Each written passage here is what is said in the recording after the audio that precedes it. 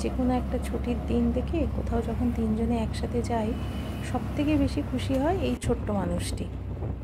কোথায় যাব ঠিক করছি, সে সময় হঠাৎ মনে হলো যে ভেসেলে করে গঙ্গার ওপারে গেলে কেমন হয়, বেশ একটু অন্যরকম অভিজ্ঞতা হবে।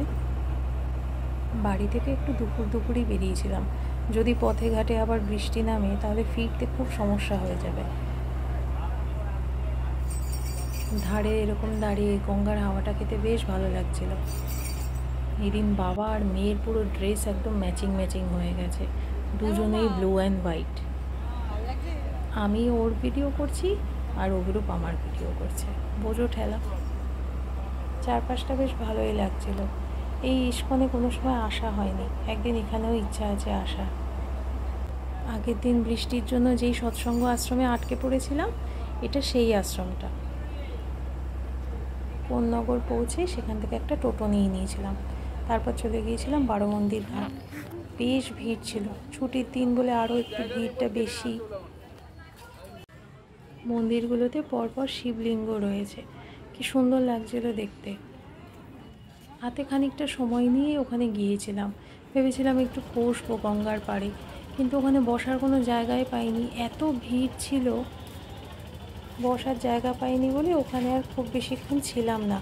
আস্তে আস্তে সন্ধেও হয়ে আসছিল, তো অভিরূপ তাই বললো যে চলো টোটোতে করে তো আবার ফেরিঘাট পর্যন্ত গিয়ে তারপর ওপার যেতে হবে, সেই জন্য ওখান থেকে তাড়াতাড়ি বেরিয়ে পড়েছিলাম।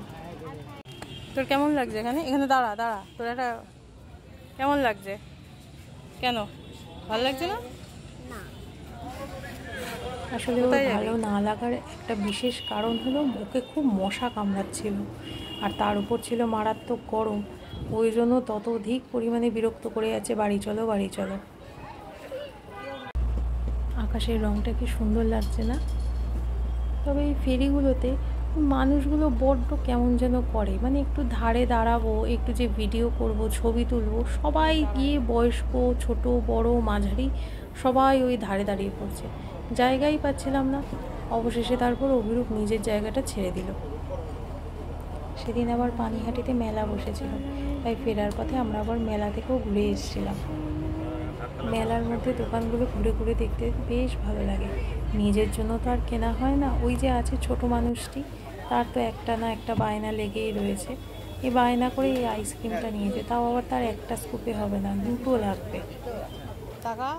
মেলা ঘোরা, আইসক্রিম খাওয়া সবই হলো, এইবার বাড়ি ফেরার পালা।